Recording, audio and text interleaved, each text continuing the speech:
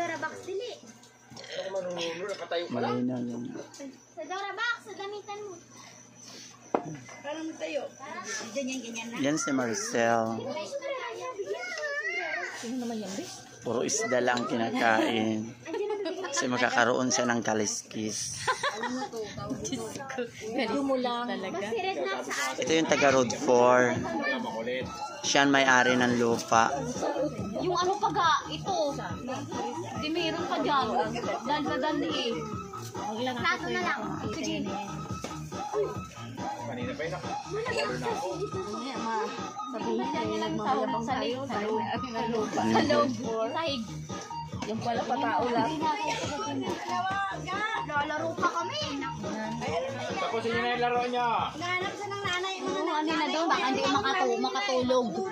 Mamay, gagapang na yan papunta dito. Pansitan. Matulog tayo sa pansitan, ha? Ayan, o. Takloban mo, ha? Balik lang kayo bukas. Balik kayo. Ay. Saka bukas. Balik kayo bukas. Sama na. Kasama nga daw. Sombrero eh.